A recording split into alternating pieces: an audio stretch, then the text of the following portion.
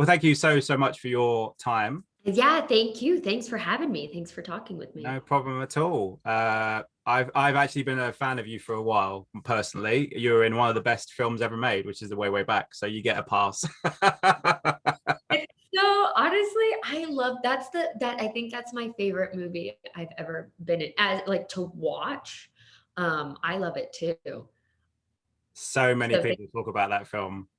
Honestly, so many people in the film, like the community, because we talk about that, always comes up all the time.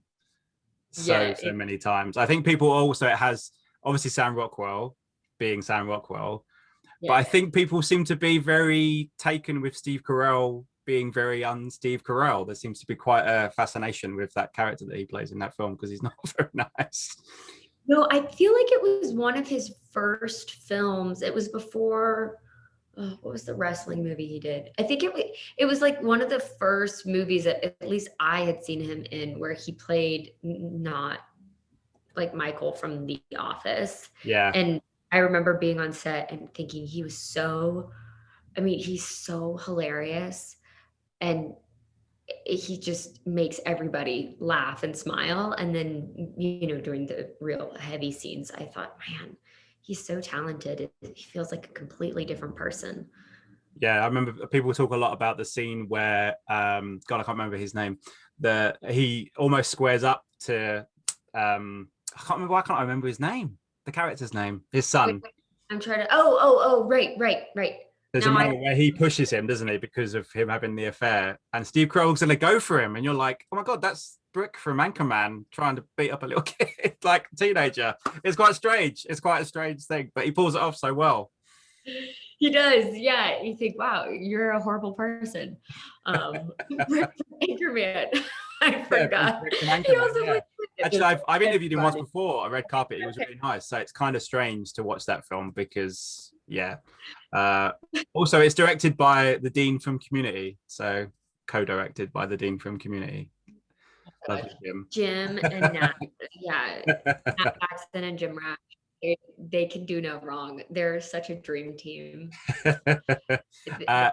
Yeah, absolutely. Anyway, on to your new film, Lansky. Congratulations on that. Thank you. It's it's really good. I really enjoyed it. I didn't know much about the character or the story before, and it's told in such an interesting way in that it's, flashbacks, but also obviously the guys, Sam Worthington's character is right in the book, and then you're obviously playing his wife. So what attracted you to this and this character when you read the script for the first time? Well, I didn't. I got the script and I didn't know about Meyer Lansky at all. I didn't know how much of an impact he had on like the crime syndicate in America. I also didn't know that he lived for, they weren't able to get him. And he had all this money stashed away. So I thought, oh, I always enjoy learning about historical characters.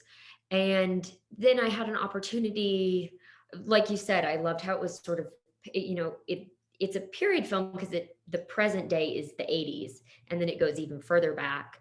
But what really attracted me to Anne Lansky, his wife, and I did a bunch of research and read like a bunch of books about her. She's not very well known or not as well documented as he is, but I mean, her life was just tragic. It was he had her lobotomized. It's really terrible and really dark. And and I thought, well, that would be a fun challenge. I'm up for that.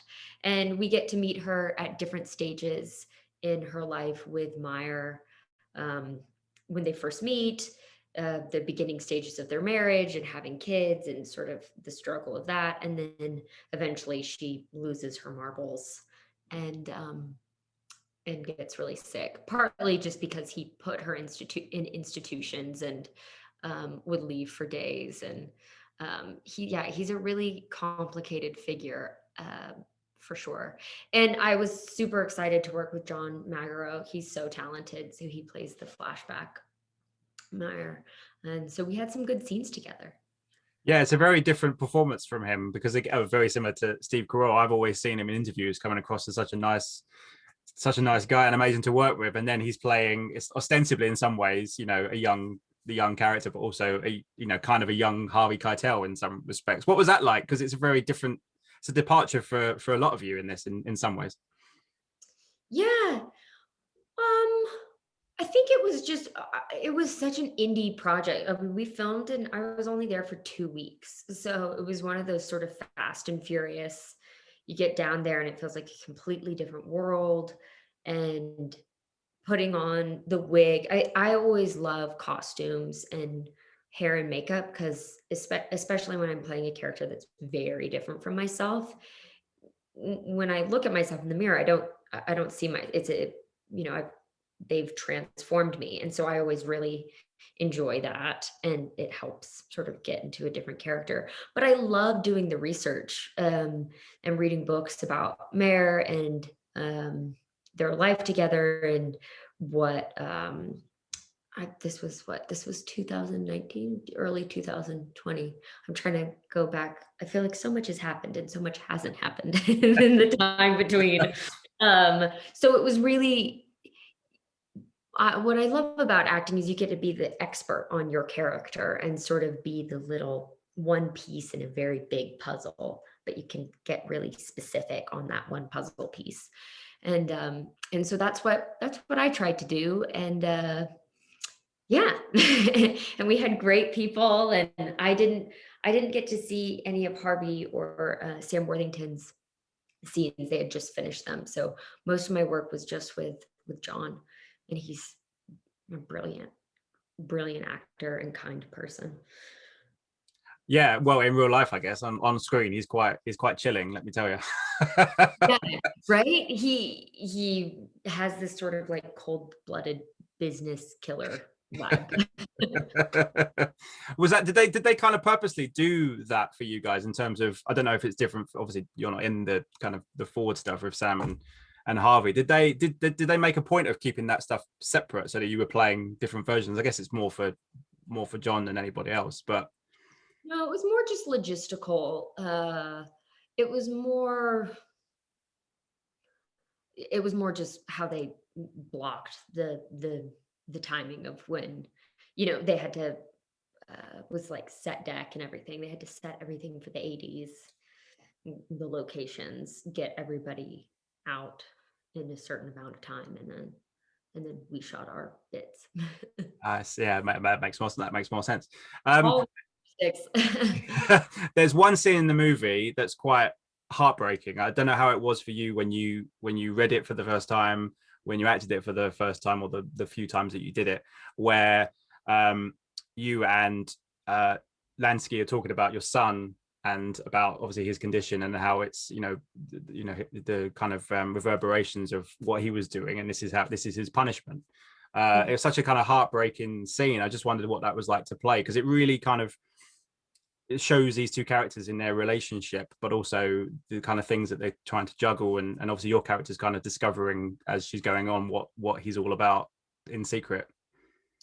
Yeah, I think it was we had a couple days that were just really intense. We kind of only had really intense scenes. There was one easy scene at the beginning, and it was just sort of enjoying each other, and then the rest were just and very emotional. I think we rehearsed it, we talked about it, and then we just sort of got it on our feet and did it.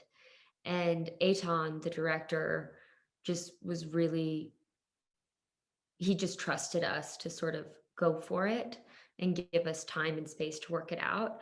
But I think for both of us, I mean, John's super talented, and I went back to the research of how Anne just started to sort of fall apart. I think the guilt of knowing not exactly what her husband did, but being involved in it and not having, being a woman at that time and not having any control over your life or your children or your finances or basically anything. And that sort of, I couldn't relate to that frustration, but I sympathize greatly with it and empathize greatly with it. And it wouldn't, and I think she just convinced herself that all the bad things, it was they were very religious Jewish family. And so she, thought they were being punished. And I can understand how, when you're in that place, why she would think that. And she was on lithium, like she was started to become sort of heavily medicated, as I think his crimes got worse and worse. And it's a little bit of like she's not a Lady Macbeth figure because she's not after power, but I think she was after a certain life, and she would go on these massive shopping sprees with her daughter every day. And I think just to sort of distract herself, and then eventually no more, just at a hospital. So it's pretty sad.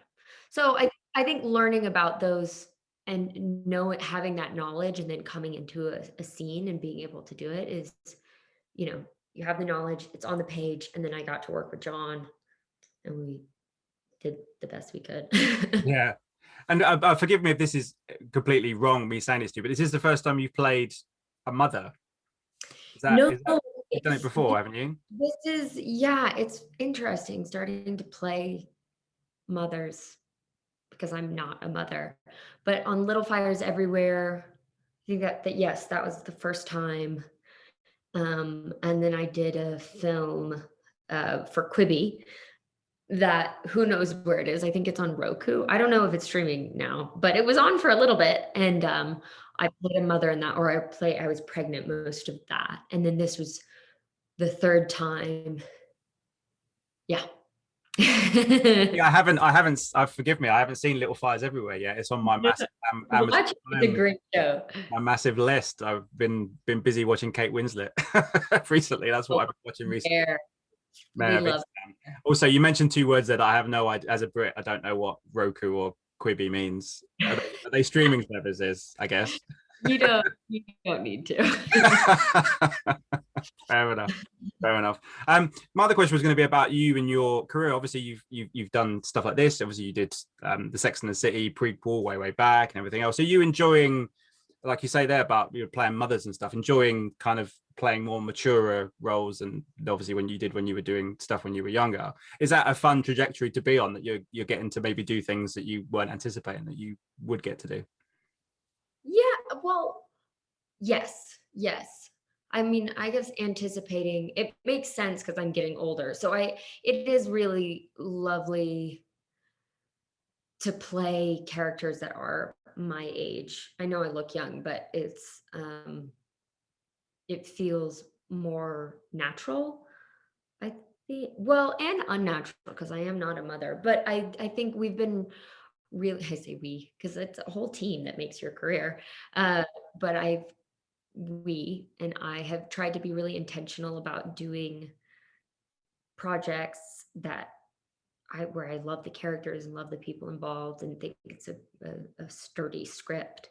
And that started from a young age. I was always in school. And so my parents did a really good job it was always my choice. It's like, okay, do you want to, and I loved school.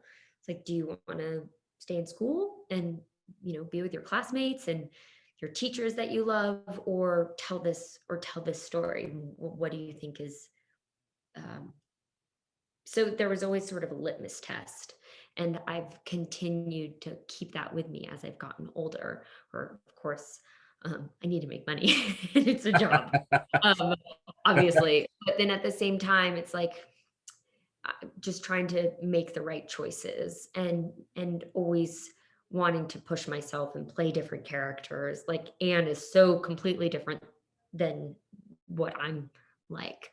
I have this New York, like Brooklyn accent, which is really fun. So it's been a fun journey, and I don't really know where it will go. I mean, obviously you sort of set goals and intentions, but with this industry, especially with this last year, it's really hard to know where anything is going to end up. Yeah, for sure. You're working with Alec Baldwin. You going to be, or something? Because I love Alec Baldwin so much because of 30 Rock and lots of other things. Is that something you're doing now, or something that you're about to go and do?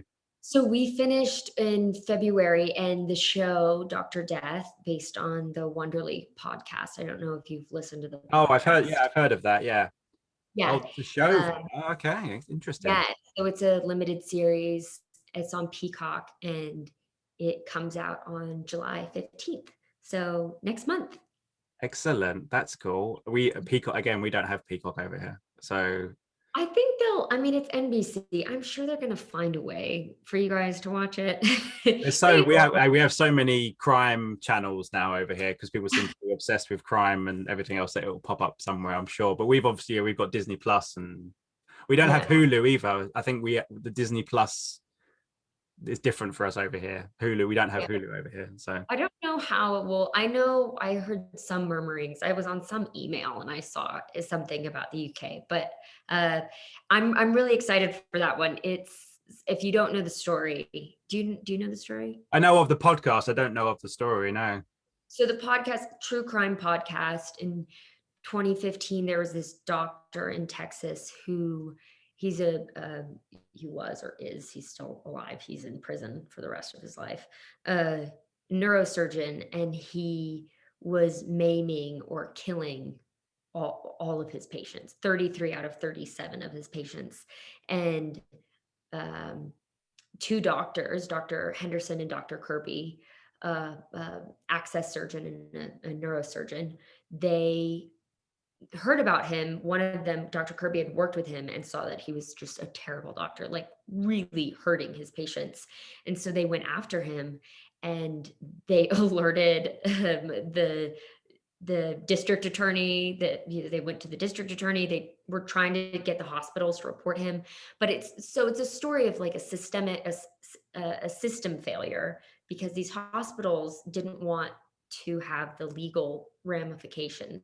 So they would just Right. sign a recommendation and pass him down and pass him down, and they didn't want to deal with it. And no one really knew how terrible he was. So it's the story really covers, what built this person, why he is the way he is, why do you think he's doing it, and the two doctors who go after him, and the system failure. And then I play Michelle Schugert, who's the assistant district attorney that went after him and put him in prison. Oh, so you're not Dr. Death. No, Joshua Jackson plays Dr. Death. Yeah, yeah. I've just checked my notes about speaking to you. You've worked with Jeremy Saulnier, who did Green Room. Is that correct? Yeah. Wow, that must be, because this the one that, and forgive me for if this is wrong. This is the one that John Boyega was going to be doing. Is that correct, or is that a different one? That's exciting. He's an exciting filmmaker to work with. He's absolutely wonderful. I just adore him. He's so he's such an auteur director. It's really exciting to work with him and how he puts his stamp on everything. He's so thoughtful and kind, and I'm really excited to tell the story. It's about systemic failures and corruption, people taking it down. Goodness me, that's exciting. One final question. I wanted to get your reaction to this. Obviously, I remember seeing you in Charlie and the Chocolate Factory, the Tim Burton, Johnny Depp extravaganza that you were in. What do you make of the news that they're making a prequel and Timothée Chalamet is playing Willy Wonka? I love it. I'm so excited. I can't wait. I guess I can really be part of the prequel because I'm older now. You're older now, yeah. Yeah. It sounds awesome, and he's so talented, and I'm thrilled to see what he brings to the character. There's a lot of love for the Tim Burton one. That must have been an exciting thing to be on, especially for a young actress such as yourself to be in a Tim Burton movie with Johnny Depp. I mean, that must have been fun. I think as a kid, you don't really understand the size of something like that. So for me, it just felt like this wonderland. It was kind of when I think back, it feels like a dream. Like my memories are as a child going into the chocolate river room. So I remember it as a 10-year-old or as an 11-year-old, where everything was just magic and fun. It's almost an even more special memory because, as an adult, you're not thinking about the stress of everything or dynamics between people or whatever. It was pure It was purely being around a bunch of kids my age and we all became really good friends. And Julia Winter, who played Veruca Salt, became my best friend. And then we would just play together in these insane sets. It was pure magic. Yeah. Yeah. And how were you as kids to know that Freddie Highmore would grow up to become Norman Bates? I mean, Nobody saw that one coming. Nobody saw that coming because he's such a sweetheart. But he was terrifying. this seems to be a theme of our interview. We talked about Steve Carell, John Magaro, and now Freddie Highmore, all really nice guys playing really terrible people. Yeah, shows their talent. That's talent. That's proper talent. That's proper talent. Listen, I'll let you go. Thank you so much for your time today. Absolute pleasure talking to you. Yeah, so great. Good luck with the movie, and I look forward to seeing you in the Saulnier film. Ladies and gentlemen, you're watching Hey You Guys! Hey You Guys, huh? Hey, you guys. Is that from the Goonies? It is indeed, yes. Nice. Hey!